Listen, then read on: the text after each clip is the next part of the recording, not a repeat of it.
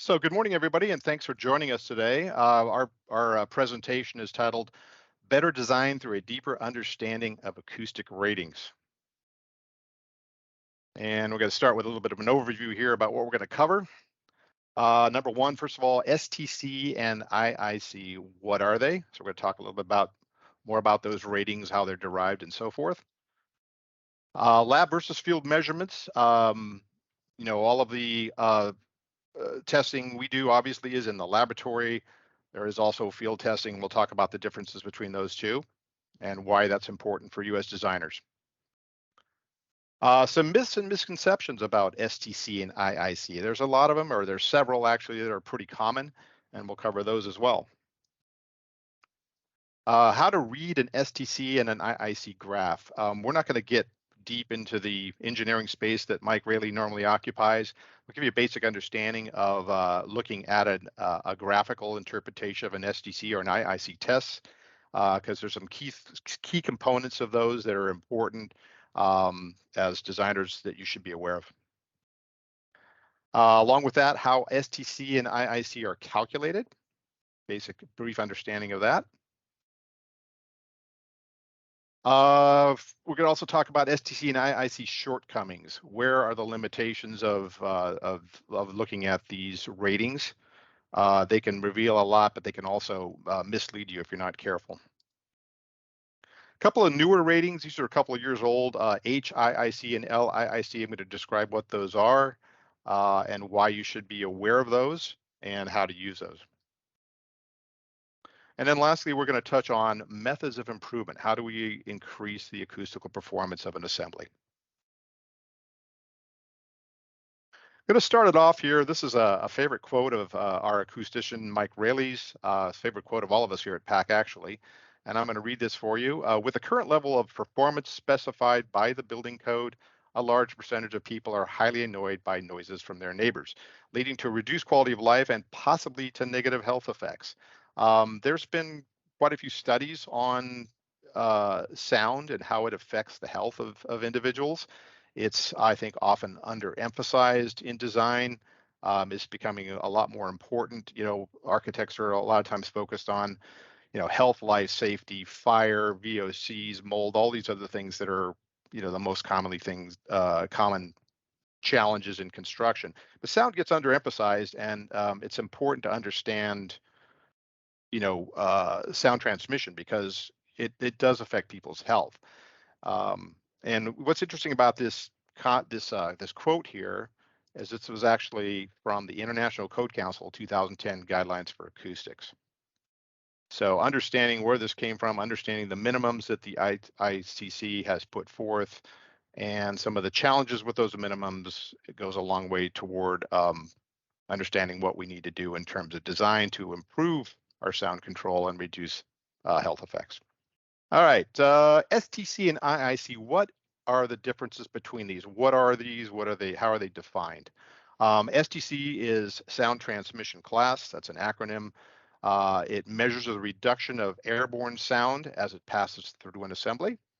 It applies to walls and floor ceiling assemblies.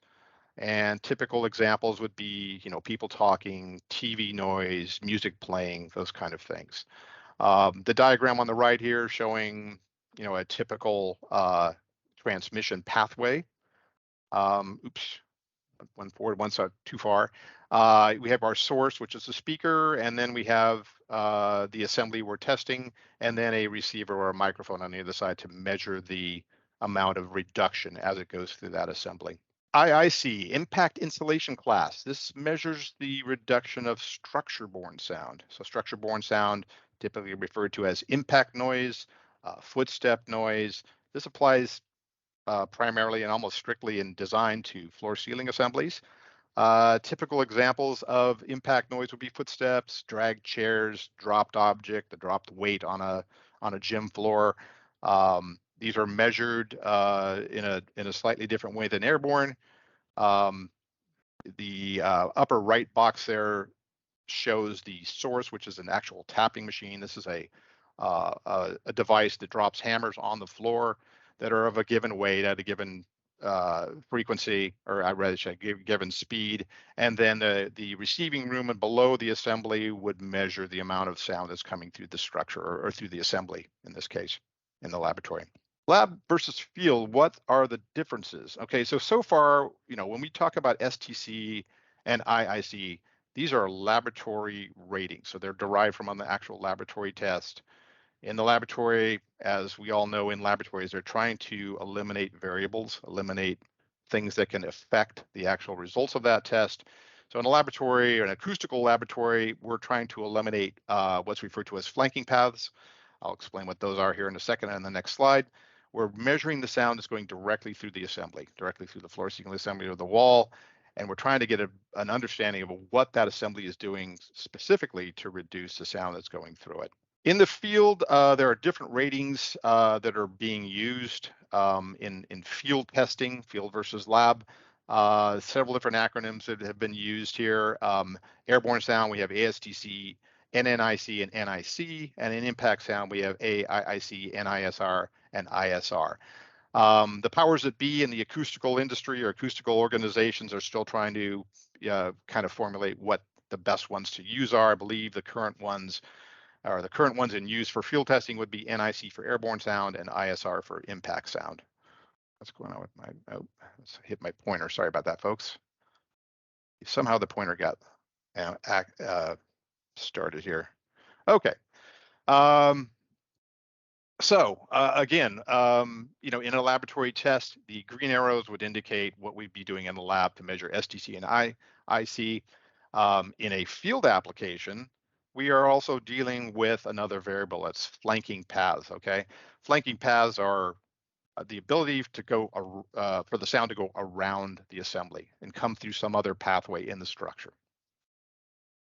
Sound can go down through your assembly, but it can also go down through, like in the example here with the yellow arrows, it can go down through your sidewalls, can go down through the sidewalls and up through the floor below. These are all flanking paths, and all of these paths are going to be measured in a field test along with the energy or sound energies going through your assembly. So when you take all those together, you're getting the total of all of those pathways, the assembly, and everything else. So your field testing is going to vary from the lab test, and typically, and in almost all cases, your field values are going to be lower than what you achieve in a lab. So again, the results are going to be the indication of the performance of the assembly and the surrounding structure, and that's important for designers to understand, because you got to be very careful when you're doing design. I'll talk about this in a little bit. I'm going to move on. I don't want to get off on a tangent here, but I'll talk about why that's important. So the results in a field test are only applicable to that particular field test, meaning that particular structure, that particular condition, that particular space or spaces that are being tested. Because of these flanking paths and the variables that are there, what happens in one field test may not happen in another space, even in the same construction, because of the variables, because of the floor plan, the flanking paths that are there based on the type of construction and so forth. So they're not easy to duplicate. You can't take a field test and take it to the next construction down the street and expect that you're going to get the same thing. It might be completely different. All right, code requirements. So the ICC has established some code requirements for both airborne and structure-borne sound. In the laboratory, we have STC 50 for airborne sound, and for structure-borne, or your IIC rating would be also laboratory 50. In the field, the ICC says we can drop to a 45 for both of those ratings. And ratings, myths and misconceptions about this. Let's talk about a couple of the most common ones. So in my career with acoustical products, one of the most common questions that we typically get, and from all kinds of people, is that you can add, or misconception, I should say, that you can add STC ratings. You cannot add STC ratings. It doesn't work, and this diagram will explain that to you. So here we have a single wood stud wall, 2x4, 16 on center. It's got a layer of gyp and a layer of shear on a layer of gyp one side, layer of shear on the other side.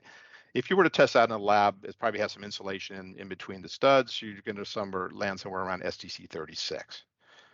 Now, if I take that wall and I decide I'm going to build a secondary wall with an air gap and build exactly the same wall and just duplicate it, the assumption is my acoustics is going to be better. And the typical misconception was that I can take the STC 36 for those two walls and add them together, and I'm going to get an STC 72. In an ideal world, if that was the case, then a lot of us would be out of jobs. It'd be very easy to get high STC. But in actuality, we're not anywhere near close to a 72. Our STC is actually only a 43.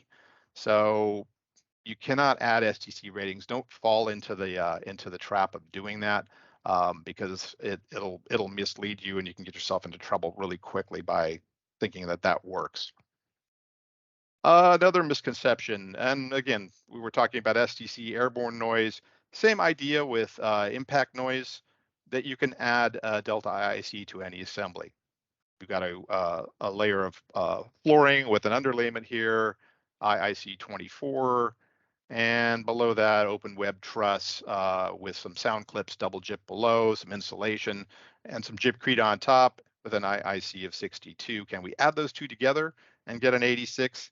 Again, I wish, because it would be so much easier to get very high performance very simply, but in actuality, we're only achieving an IIC 68. We've only picked up 6 points for adding that flooring to that system. So again, try to avoid looking at products in that way, or looking at assemblies and saying I can add these together. It's going to lead to an assembly that's not going to work the way you intended it. Here's another one. Prior to my career here at PAC International, I was with Quiet Rock, Pabco Gypsum's Quiet Rock division, and I was the lead technical support on the phone with architects, engineers, consumers, contractors, you name it. And then one of the most common questions I always got was, what is the STC of Quiet Rock? Okay. Quiet Rock is a constrained layer damp panel. It's a layer of drywall that has some acoustical performance built into it based on the technology that's in that panel. And my question back to them would be, well, what assembly are you including it in? Can you give me the details of the assembly? Individual products do not have an STC rating. So if you see a manufacturer saying our drywall or our mass loaded vinyl or whatever it is has an STC of this, then the next question should always be, well, what assembly was that tested on? They don't have their own STC rating, so don't make that assumption. You have to look at the entire assembly. It has to be tested all together, because all of the components are what's going to give you your STC or your IIC result. All right, reading ISPL and TL graphs. I'll define what those are first, and then we'll talk a little bit more about how to look at these graphs and how to understand what you're seeing here. So ISPL is stated in decibels. If you look at the graph on the right side of this page here, this is an IIC graphical interpretation of an IIC rating or a test. ISPL would be your vertical axis there, running up the left side. That's stated in decibels. And then across the bottom, we have frequency. So these are the different frequencies that the sound test was conducted at. When a sound test is done in the laboratory, they're actually measuring the individual frequencies from a low frequency starting point to a high frequency end point, and they're measuring those values and they're plotting them on a curve. With sound, with STC, we have a different term. It's referred to as TL, also in decibels. The graphs are very similar in terms of how they work, some slight differences. TL is, again, transmission loss for airborne noise, or STC. All right, so again, looking at the graph here so I can explain a little bit more what you're seeing. We have our frequency in hertz running across the bottom. A typical IIC test in the laboratory starts at 100 hertz and goes all the way up to 3,150 hertz. Again, your low numbers are your low frequencies and your high numbers are your high frequencies. So low frequency noise, what is low frequency noise? A stand-up acoustic bass is going to generate a lot of low frequency energy. And your high frequencies on the right side of the scale, 3,150 hertz. A violin, an alto violin are all going to be generating high frequency energy. Another example of low frequency would be, a freight train. You got the heavy diesel engine, the deep bassy diesel engine noise, the train rumbling over the tracks, all low frequency noise. And then of course, high frequency would be something like a fire alarm. And interestingly enough, a fire alarm actually typically generates frequencies right at 3,150 hertz. So that's your frequency range.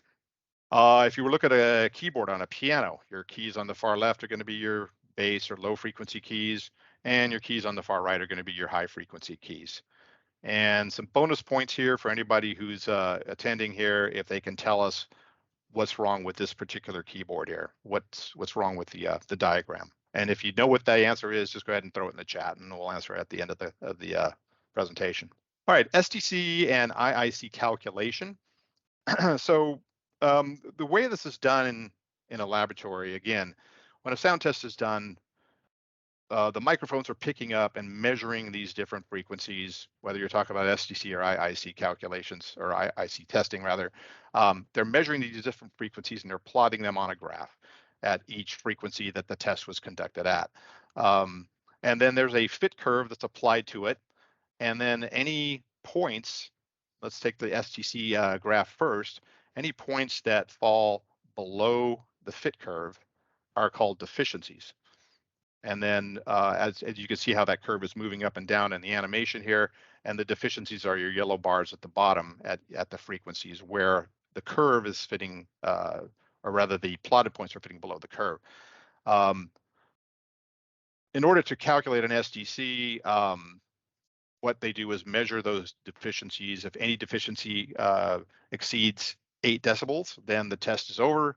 Or if the sum of all of the deficiencies equals 32, then the test is over. So at that point, once that curve is moving, as it's moving up and down there, once they measure that, that's where your STC is going to fall based on that particular test.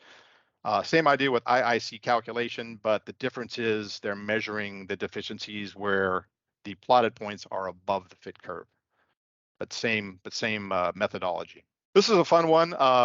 Mike really put this into the presentation because it's a really good illustration of frequency. Again, if you look at the link there at the bottom, copy that or jot that down. Take a look at it when you get a chance. This is kind of fun.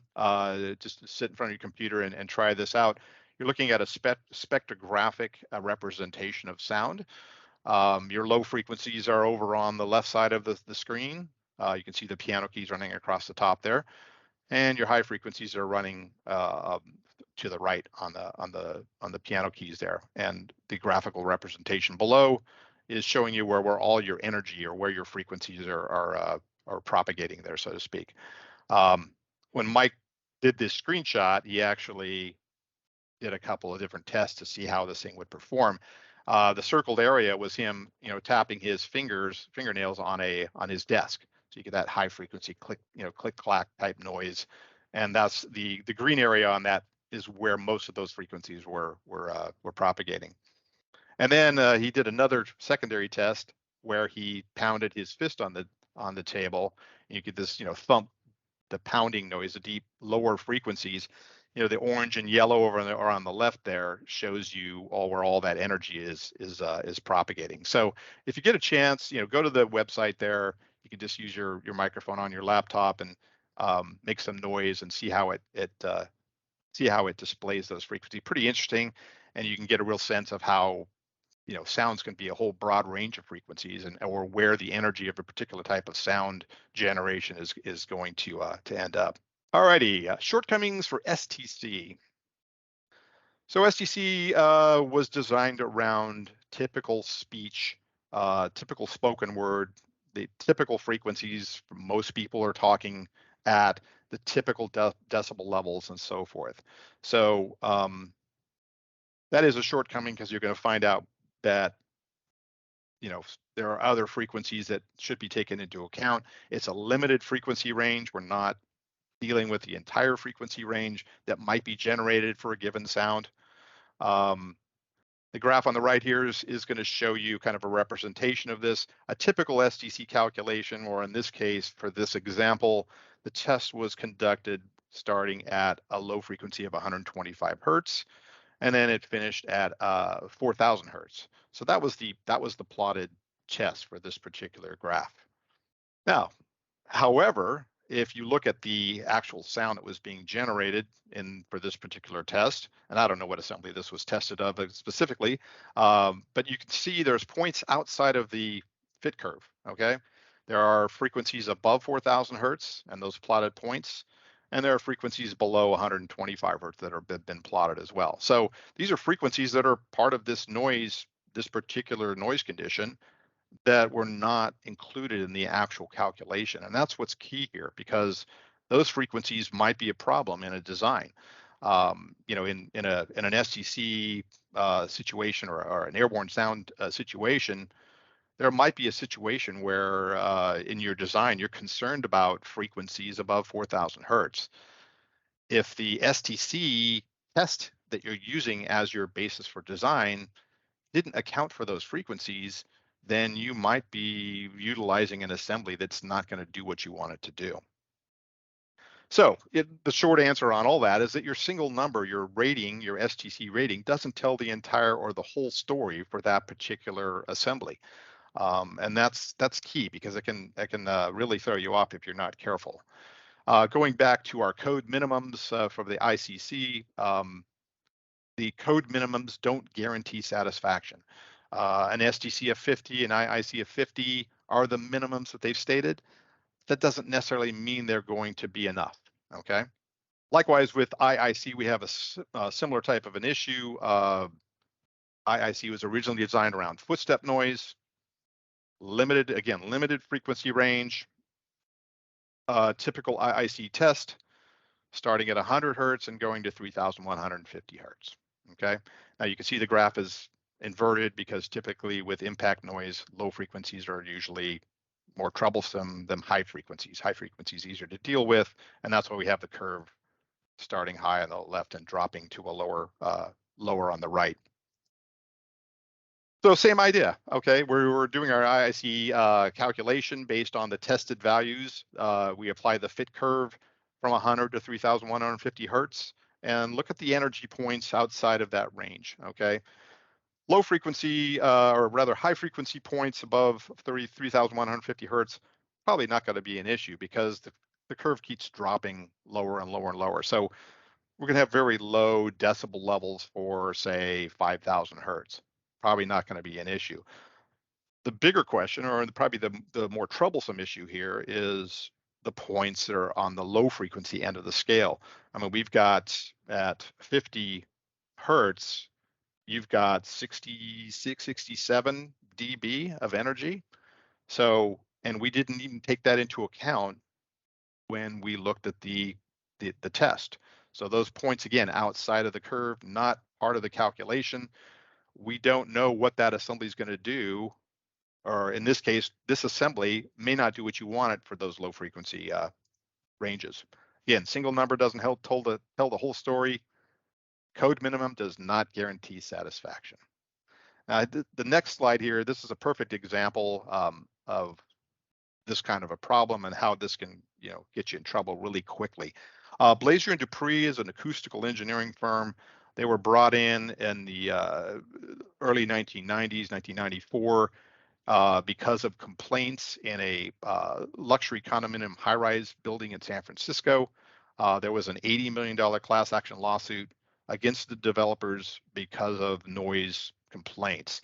The major claim was annoyance from excessive vibration from footsteps, and specifically it was thuds, it was thumps, it was booming, these deep lower frequency noises, and these complaints were coming in areas with and without carpet. In my career, I always said, IIC, oh, you want to increase your IIC rating, just throw some carpet and carpet padding down and you're good to go. Well, it's not necessarily the case, and I'll talk a little bit more about what that's helpful for and what it's not. In this case, it wasn't doing anything for your low frequency at all, and it typically doesn't anyway.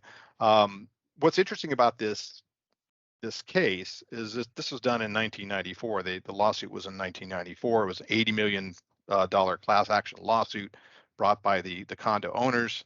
That's 1994. Fast forward to 2023, and what would the class action lawsuit value be, in today's dollars? Quite a bit more. So again, this is where the assembly that was either specified, or maybe the developer or the contractor didn't follow, the guidelines of the design, and then they ended up in a problem. This quote from Blazer and Dupree, I think, says it all. The IIC rating of a floor system is meaningless with respect to the perception of these low frequency components of footfall noise, because the test methodology, ignores the frequency spectrum below 100 hertz. So there again, going back to those frequencies that are not included in the calculation. In this case, they got the developer into a lot of trouble. All right, here's another example of some of the shortcomings of IIC ratings. If you look at the graphical representation or plotted curves on the chart here, these are all IIC 55, but you can see there's a very wide variance in performance dependent on frequency. And these are all different types of assemblies that all actually met that IIC 55 rating, or that's what they tested out to in the laboratory. So again, tested range was 100 to 3,150. And I think what's telling here is at either end of the tested range, the differences here. So if you look at the plotted curves here for the different assemblies that were tested, our best performing one, the yellow line here, had 52 dB worth of ISPL impact sound pressure level. That was at 100 hertz. Okay. The worst performing on at that same frequency looks like the dark green line perhaps had a 65 dB level at 100 hertz. That's a difference of what do we got there? 13 points.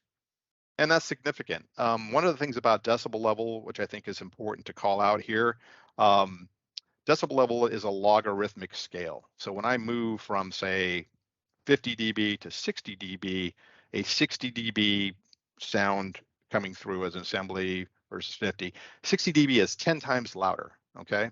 If I go from 50 dB to 70 dB, that's going to be 100 times louder. That's what we perceive in terms of how we hear that. So decibel level, that's something to be very aware of as you move 10 points. It's 10 times louder, 20 points, 100 times louder, 30 points, 1,000 times louder. So be careful of that.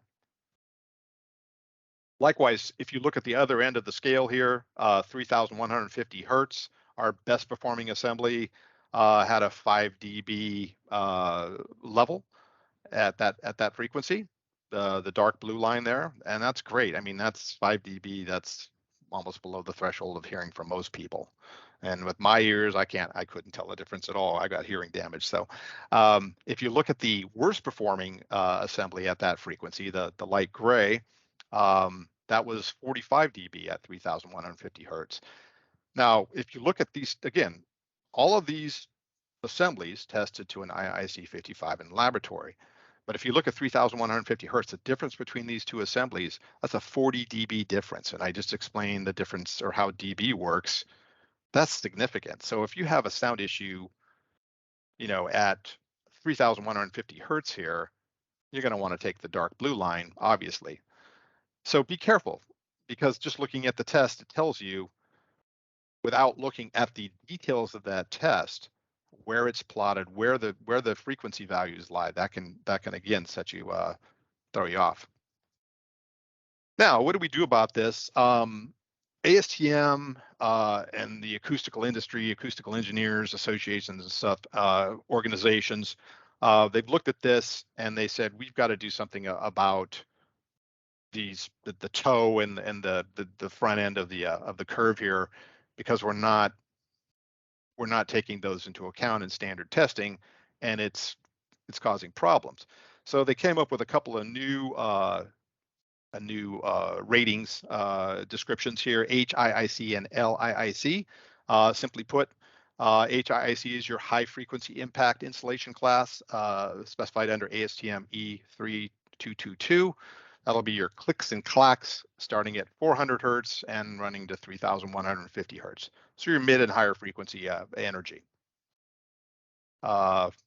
high heel here shown in the graphic. That's the range that the HIIC is actually measuring. And then on the other end of the scale, we have our low frequency impact insulation class, and it's specified under ASTM E3207. This will be your thuds, your thumps, your deep impacts, the heavy boot on the floor, frequencies from 50 to 80 hertz. Okay, let's talk about how to look at these and what's important here for these two different ratings. HIIC, one of the advantage or one of the easy things about HIIC is it's easily measured as part of the IIC test. Okay, because we're actually using data points that are measured during the actual test. 400 to 3,150 hertz is going to fall within that orange line within the curve of tested values. So that's easy to go ahead and calculate an HIIC. And what's great about HIIC is it's useful for evaluating flooring and underlayments, as well as ceiling isolators, sound isolation clips on the ceiling below or below on the structure. So again, that's an easier one to look at because we're already gathering the information that we need. LIIC in comparison is a little bit more troublesome.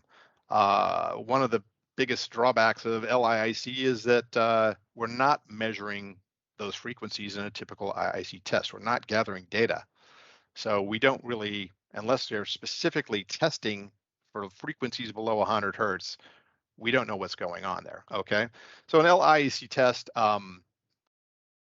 typically when you're looking at those values or that rating, it's not going to be affected or improved by underlayments, subfloor or underlayment flooring, underlayments in flooring systems rather. However, it's very useful for evaluating ceiling isolators like resilient channel or sound isolation kits, even better.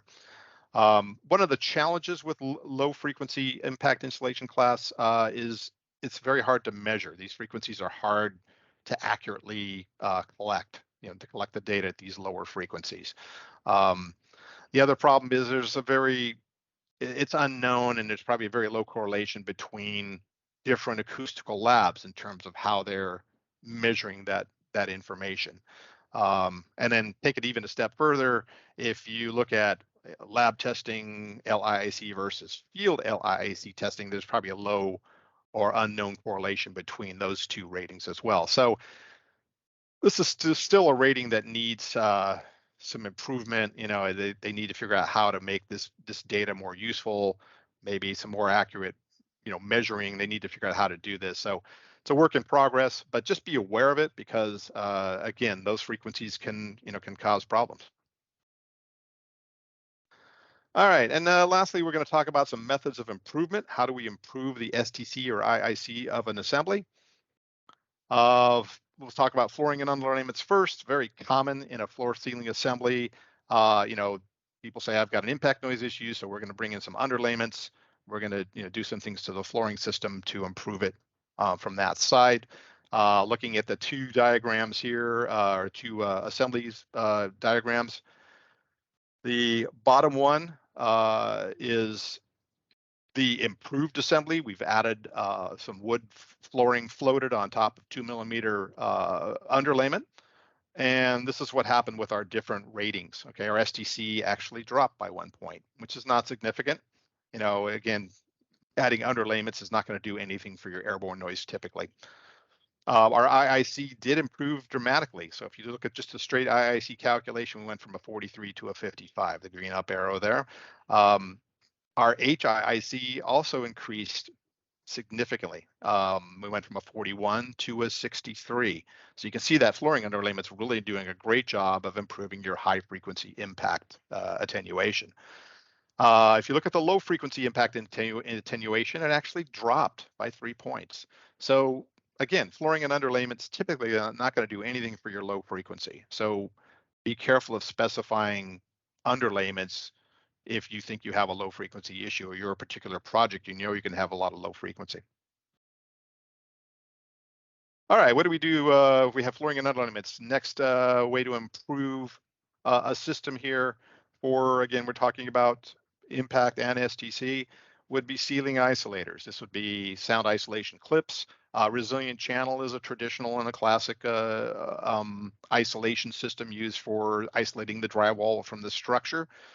These two assemblies here are identical, no differences with the exception of one thing. The diagram in the bottom has some very small rubber isolators that slide over the edge of the resilient channel. That's an RC1 boost, is what we call it. It's one of our products. And what did that do to this assembly? So if you look at the all of the ratings, they've all improved. We've actually, yeah, we only picked up 1 point on STC, so not significant. But again, the isolator here is really designed to increase your IIC. And what did we do with the other ratings here? IIC went up 5 points, which is a significant gain for a very inexpensive product. Our HIIC went up, what do we got? 5 points as well. So our low frequency performance for impact improved. And then our LIIC improved by, what is that, 6 points. So we've seen 5 to 6 point improvements in our impact performance all the way through for a very simple addition. So ceiling isolators are a great way to address the whole range. And if you combine flooring and underlayments with ceiling isolators, you can get some very high ratings. All right, another way of improving STC and IIC is mass. Okay, mass is the oldest one in the book. Make it heavy, and you're going to get good acoustical performance. 2 assemblies here. We've got a 6-inch bare concrete slab, and then if you look at the bottom assembly, it's 10-inch concrete slab. Everything's improved across the board. We've achieved 5 STC points gain, 6 points for the IIC rating. HIIC went up by, what is that, 5 points, and our LIC 9 points. So that's significant. So just making your assembly heavier is going to pay dividends across the board. It's self-defeating because as we make the structure heavier, then we have to have more things to support all that weight. So mass is going to be self-limiting in most construction. Next, we have insulation. Very classic product. You know, it's funny, when I was at Quiet Rock and also here at PAC, you know, get people calling in and saying, well, I added insulation to the assembly because I thought that was going to take care of my sound, and it didn't really do that much. It does add value, but a lot of times it's not moving the needle far enough for you to say, wow, there's a recognizable improvement. But it's still a useful tool, and it's fairly, what I like to call, inexpensive acoustical value. Okay, 2 assemblies here, identical, and the only difference here is the bottom assembly had a 3.5-inch fiberglass batt insulation installed to the underside of the subfloor. You can see our STC went up by 5 points. That's great. Okay, IIC went up by 9 points. Excuse me. Our HIIC went up by 7 points, and our LIIC went up by 9 points. So we've achieved, you know, significant, I'll say, good gains for all of our performance metrics here. Now, insulation, be careful. There are specific conditions where insulation can affect fire rating. So, for instance, in a open web truss like this, you know, I think the intention here would be say, well, if I put in 3.5 inches of fiberglass batt, maybe if I double it up or fill that cavity with insulation, that's going to do all I needed to do. However, that might change the spacing requirement on the resilient channel that's shown on that assembly. Fire ratings, because of the way fire works and the way fire moves through an assembly. So the intersection of fire ratings and acoustical ratings can be sometimes a challenge and problematic. If you have questions about that, we have another webinar that's focused specifically on the intersection of fire and acoustics, and how we marry those two, and how we make sure that we're meeting our requirements in both areas without one compromising the other. So good webinar. If you're interested in that, that's on AEC Daily, or give us a call. We can set up a webinar for you. All right, and the last 2 ways, methods of improvement would be stiffness and damping. I'm not going to go into a deep dive on these. Stiffness, the flexibility of an assembly or lack of can have effects on acoustics. I leave that to the acoustical engineers to talk about those, because that gets it's more of a deeper dive into some of the physics there. Damping, I mentioned I was with Quiet Rock for 14 years. Quiet Rock is a constrained layer damped panel. So damping does have its applications. Constrained layer damping is through viscoelastic polymer. You might have heard of green glue before, which is a viscoelastic polymer. And those products work very well for mid and high frequency, typically not for low frequency. So there's certain applications where that might be a useful product to look at. All right, in conclusion, we'd like to close out with just a summary of what we've talked about here. Code requirements, again, IIC minimums, STC and IIC 50. I always tell architects and designers, give yourself some cushion. When you're doing your design work, I know that budget's always a question. We're always trying to keep our costs down. That's normal. But when you look at acoustics, if you're just designing to the minimum, we talked about the differences between field and laboratory testing and results, and the introduction of flanking paths in field applications, and how that will affect your ratings. You're typically going to see a loss in the field. So if you know that going in, then you should be designing at a higher STC and IIC than the code minimum set by the ICC. Give yourself some cushion, give yourself some leeway, give yourself a safety margin. So when that is built in the field, if your contractors are doing what the design calls for and putting everything together, you're going to lose something, but you're still going to be in a safe zone, and there's not going to be any issues with complaints and so forth. So again, we talked about STC and IIC and the limitations of those, how the tests are conducted, with the frequency ranges that that are used in the calculation, and some of the frequencies outside of that might also affect your design. And more specifically in IIC, there's some significant limitations in that, and those can, like we saw in the Blazer Dupree case study, those can create some serious problems if you're not paying attention to that whole frequency range, so to speak. HIIC and LIIC are good design tools. These are good to be aware of. As these ratings become more commonly called out in testing, I think that you'll get a better sense of how to understand those. I mean, hopefully this webinar has given you a basic understanding of what those are, why those are important. So again, recognizing also the limitations that are inherent in both of those, specifically with LIIC, low frequency. Another takeaway here, ceiling isolation is good for both HIIC and LIIC. So ceiling isolators, sound isolation clips, and so forth, full spring hangers, these are all going to do a great job of addressing that broader frequency range in most cases. So always a good solution to look at those first when you know you're going to have a very broad range of frequencies, or a specific low frequency issue that you can't deal with flooring and underlayments, or the basic design of the assembly.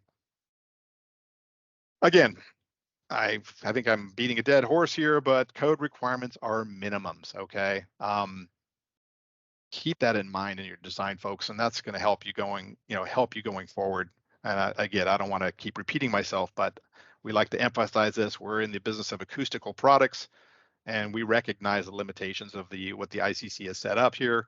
So, we want to make sure that the designers are aware of that, so they can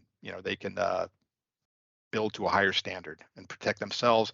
And not only that, I mean, you're protecting your design, but you're also, you're providing more comfort for the tenants that are going to reside in your finished designs. Those negative health effects, we can't underemphasize that here, as stated by the ICC. So hopefully all that information has been helpful for you.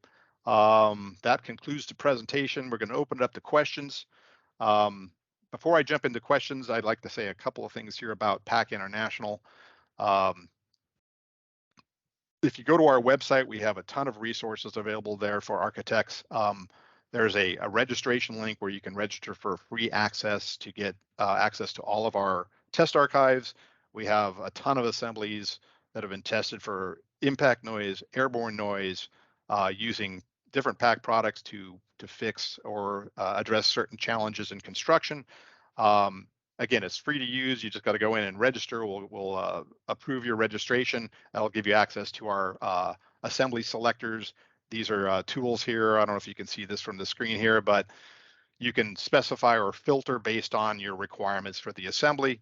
Type of assembly, STC desired, structure spacing, flooring types, and then of course we'll give you access to, it gives you access to fire ratings, which UL designs that we've been approved for that particular assembly and that particular product. So great website, lots of resources there.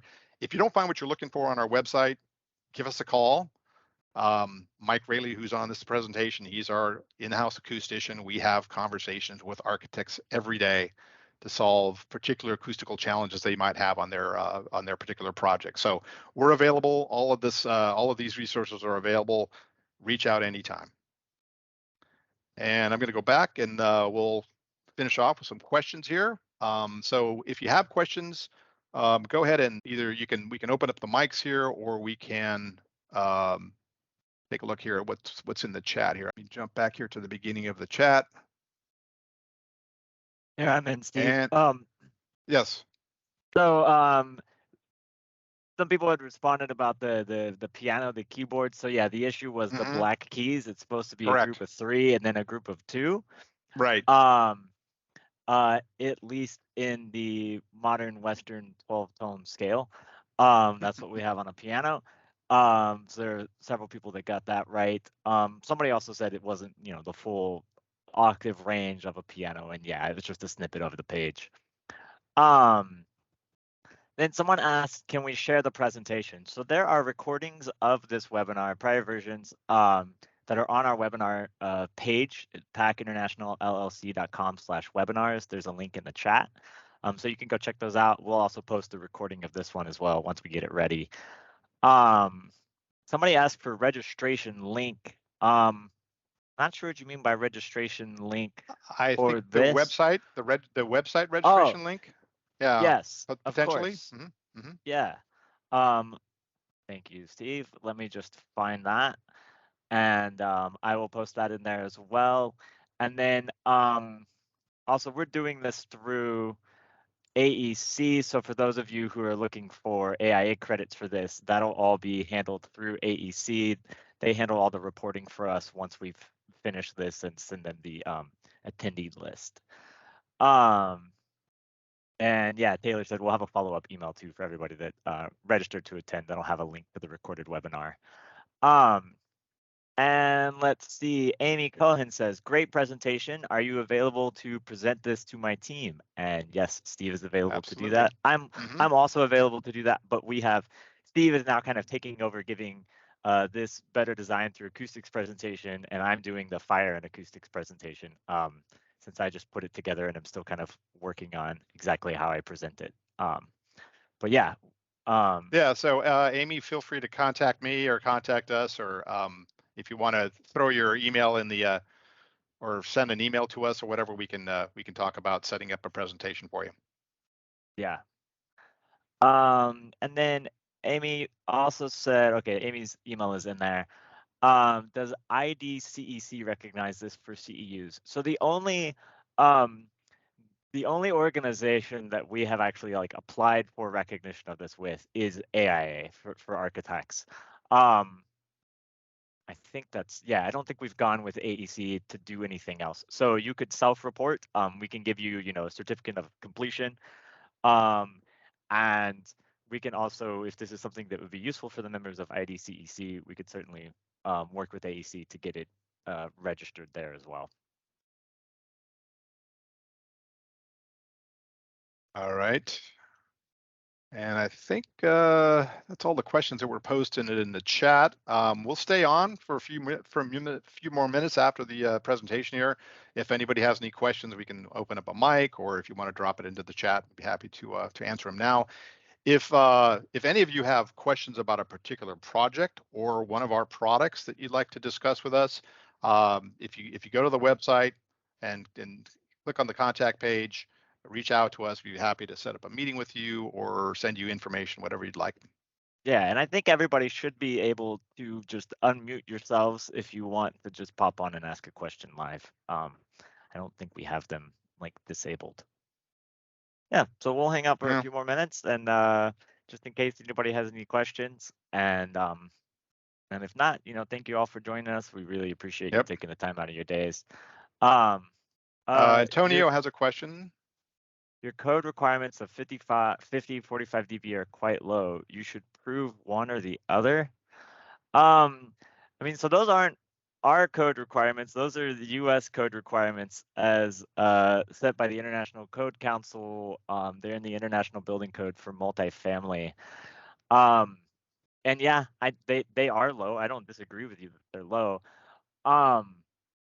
The ICC document that Steve referenced, the ICC G2 2010 guidelines for acoustics, sets in there other sort of tiers, like preferred tiers. So they have an STC IIC 55 and STC IIC 60. They also have sort of corresponding field ratings for those that they suggest as better ones to strive for. Typically, when I was working as an acoustical consultant, which I did for 10 years prior to coming to work for manufacturers, for market rate, typical market rate apartments in the Portland Metroplex, we would try to push for STC and IIC 55. And for condominiums, we would push for STC and IIC 60. And in talking to a lot of other acoustical consultants and folks, I think that that's fairly common that people are kind of at those ranges. You'll see variations in it. But yeah, we would typically try and push for ratings above those code minimums.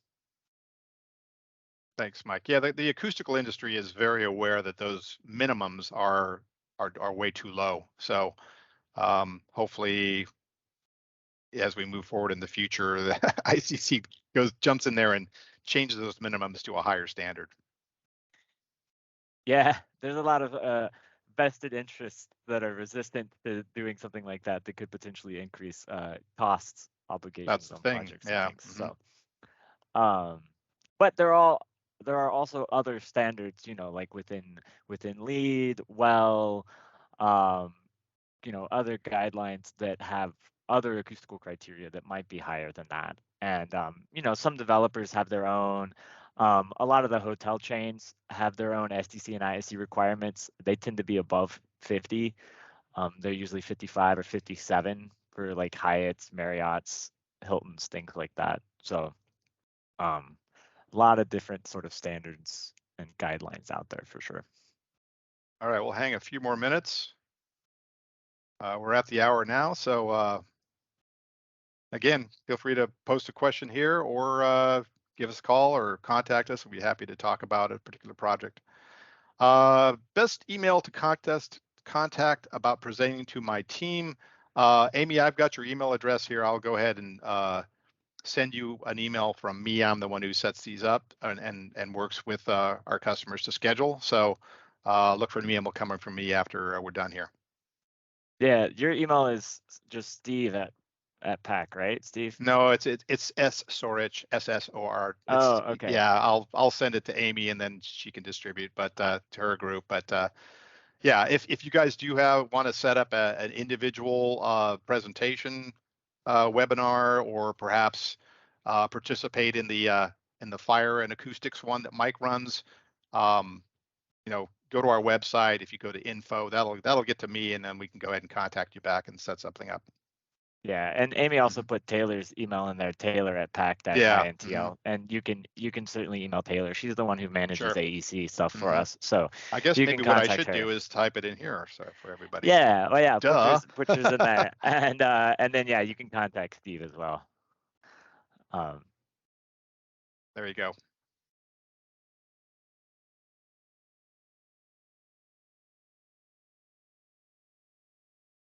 All right, we'll stay for another minute. Yeah, and let's see. You talked about the online database. I think I put in the registration link for that, didn't I? Yeah. Yes, you And did. so yeah, you can go sign up for that. And if anybody here has signed up for that already and hasn't gotten approved in the last couple of days, I think something happened with the email notifications that I would typically get when somebody had signed up. Because I noticed the last time I went in there, I had several users that looked like they were waiting for approval. So I will get in there as soon as this meeting is over and go through those approvals. Usually we catch them within a day, if not sooner, and process those through. So yeah, if anybody's gone there and they're not getting a response or whatever, just reach out to us and we'll take a look at the system. Like Mike was saying, there was some sort of an issue where we weren't getting email notifications when a registration would go in. So